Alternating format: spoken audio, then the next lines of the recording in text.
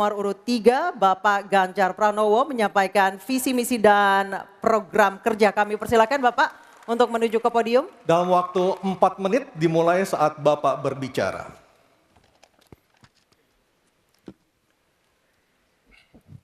Terima kasih.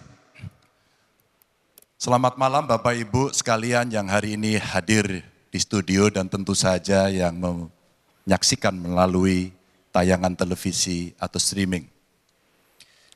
Kami membaca sekaligus mencatat persoalan luar negeri, pertahanan keamanan, dan tentu saja dari 3 ini kami akan menyampaikan poin per poin. Yang pertama terkait dengan politik luar negeri kita. Politik luar negeri kita adalah alat untuk negosiasi terhadap dunia luar, tapi kepentingan nasional harus nomor 1. Kenapa itu menjadi penting? Karena kita mesti betul-betul bisa melakukan redefinisi terhadap politik luar negeri yang bebas aktif, yang disesuaikan dengan kondisi kekinian. Ini penting karena apa? Karena kita perlu untuk memilih, memilah, dan memprioritaskan yang menjadi kekuatan, keinginan dari bangsa dan negara ini. Rakyat butuh bekerja. Rakyat butuh lapangan kerja lebih banyak, investasi harus lebih banyak. Maka kita mesti memperkuat infrastruktur diplomasi kita, duta besar, para diplomat, dan tentu saja inilah yang mesti kita berikan penugasan-penugasan untuk membereskan persoalan-persoalan kepentingan ekonomi nasional dalam konteks kekinian.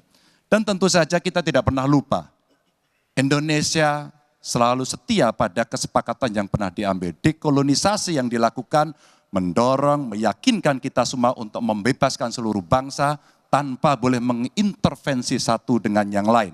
Dan inilah komitmen kita pada kemerdekaan Palestina yang kita dukung terus-menerus. Maka kalaulah kemudian itu kita kerjakan, beberapa problem krisis iklim barangkali akan kita selesaikan dengan membawa pola-pola diplomasi sesuai dengan kekinian yang diperlukan. Atau barangkali kepentingan UMKM yang mesti kita bawa ke dunia internasional seperti praktek yang pernah kami lakukan di Jawa Tengah. Dan itu membuat masyarakat akan merasakan politik luar negeri jauh lebih baik. Pertahanan, sistem pertahanan rakyat semesta mesti kita dorong, kita lapisi dengan pertahanan yang betul-betul berlapis dan kita jadikan benteng pertahanan Nusantara sebagai sebuah satu kesatuan. Dan kita perlu melakukan penataan gelar pasukan karena IKN menjadi pusat gravitasi baru. Dan ini bagian dari antisipasi terhadap tarung global antara Amerika Serikat dan Tiongkok. Untuk itulah pertahanan kita mesti masuk pada wilayah 5.0 dengan teknologi sakti, dengan rudal hipersonik, senjata cyber, sensor kuantum, dan sistem senjata otonom. Dan itu bisa dilakukan kalau anggaran dari Kemenhan itu 1-2% dari PDB. Sehingga MEF kita akan bisa tercapai. Karena ini yang mengerikan, di 2024 saya khawatir ini tidak akan tercapai. Untuk keamanan, terorisme, narkoba, pinjaman online, judi online, kekerasan seksual, ini perlu mendapatkan perhatian termasuk TPPU. Maka reformasi kepolisian betul-betul harus mengantisipasi ini dengan penguatan cyber system kita, termasuk pengembangan SDM cyber yang kuat. Polisi yang menjadi pengabdi masyarakat betul-betul akan bisa mengayomi. Seperti kemudian pada saat saya bertemu dengan Ibu Mary Hugeng. Bagaimana Ibu Mary menceritakan bahwa polisi kita mengayomi dengan kesungguhan. Polisi kita hidup dengan sangat sederhana dan mereka punya integritas yang tinggi. Sebagai anak polisi, saya paham betul ini sesuatu yang sulit dan pasti akan bisa kita lakukan. Dan tentu saja inilah capaian-capaian yang akan kita lakukan oleh Ganjar Mahfud. Bismillah. Insya Allah kami siap. Baik, terima kasih Bapak Ganjar Pranowo. Kami persilakan kembali ke tempat Pak Ganjar. Kami persilakan kepada Bapak Anies Rashid Baswedan untuk menuju podium menyampaikan visi, misi, dan program kerja dengan waktu 4 menit.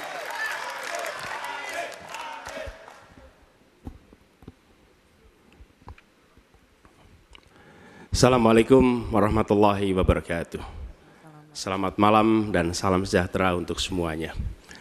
Bapak Ibu sekalian, saudara-saudara sebangsa, setanah air yang saya hormati, yang saya cintai.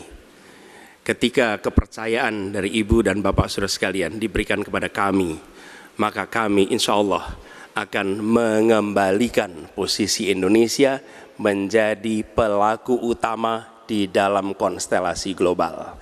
Indonesia tidak hadir sebagai penonton, tapi Indonesia hadir sebagai penentu arah perdamaian, kemakmuran bagi seluruh bangsa di level global maupun di level regional. Kami merencanakan bagaimana kekuatan Indonesia, kekuatan kebudayaan, kekuatan kesenian, kekuatan ekonomi ikut mewarnai kancah dunia. Kita ingin film kita, seniman kita, kuliner kita, diplomati kita, para diaspora kita menjadi fenomena dunia, hadir mewarnai kancah internasional. Kita menginginkan dengan cara seperti itu, maka apa yang kita kerjakan di level dunia membuat Indonesia bisa menjadi tuan rumah di negeri sendiri sekaligus tamu mempesona di negeri orang.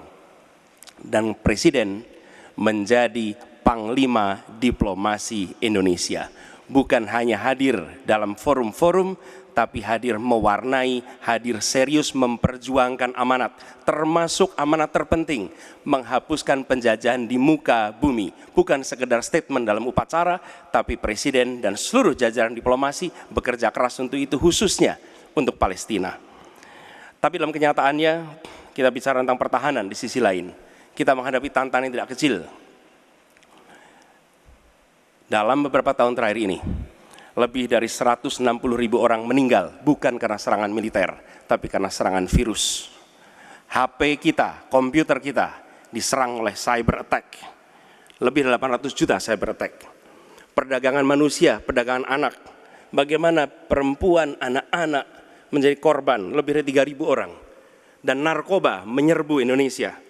4,8 juta orang terpapar narkoba. Keluarga-keluarga kita menderita karena narkoba ini. Dan itu pedih sekali. Itu tingkat keluarga. Pencurian ikan, pencurian pasir, itu menandakan bahwa kita kebobolan. Dan lebih jauh lagi, ironisnya, Kementerian Pertahanan menjadi kementerian yang dibobol oleh hacker di 2023. Sebuah ironi, karena itu kita ingin mengembalikan. Dan 700 triliun anggaran Kementerian Pertahanan tidak bisa mempertahankan itu, justru digunakan untuk membeli alat-alat alutsista yang bekas. Di saat tentara kita lebih dari separuh tidak memiliki rumah dinas. Sementara menterinya punya, menurut Pak Jokowi, punya lebih dari 340 hektar tanah di Republik ini. Ini harus diubah. Tambah lagi, food estate singkong yang menguntungkan kroni, merusak lingkungan, dan tidak menghasilkan. Ini harus diubah. Kami akan memulai dengan kepemimpinan yang menjunjung tinggi etika, kepemimpinan yang mengandalkan data, informasi, kapasitas yang serius. Kita ingin Republik ini berperan di level global, dijaga secara serius untuk rumah tangga, untuk nasional, sehingga kewibawaan kita adalah kewibawaan berdasarkan kekuatan. Untuk itu kita butuh perubahan. Terima kasih. Assalamualaikum warahmatullahi wabarakatuh. Baik, terima kasih Bapak Anies Baswedan, dipersilakan kembali ke tempat. Harap tenang. Harap tenang, harap Kita tenang sudah hadirin, paham? harap tenang dulu. Baik, selanjutnya Harap tenang. kami persilakan kepada calon presiden nomor 2 Bapak Prabowo Subianto untuk menuju podium menyampaikan visi misi dan program kerja. Harap tenang, ada waktunya. Harap tenang. Waktu Anda 4 menit dimulai ketika Bapak berbicara, silakan. Bismillahirrahmanirrahim. Assalamualaikum warahmatullahi wabarakatuh. Salam sejahtera kita sekalian. Shalom, Om Swastiastu, Namo Buddhaya, salam kebajikan. Bapak-bapak, ibu-ibu sekalian yang saya hormati. Malam ini kita membicara tema-tema yang sangat penting.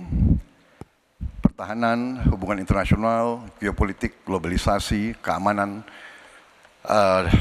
Dengan demikian, kita kembali kepada dasar kita, tujuan nasional yang tercantum dalam Undang-Undang Dasar kita, dalam pembukaan Undang-Undang Dasar 1945, tercantum sangat tegas bahwa tujuan nasional kita yang pertama adalah melindungi segenap bangsa Indonesia dan seluruh tumpah darah Indonesia.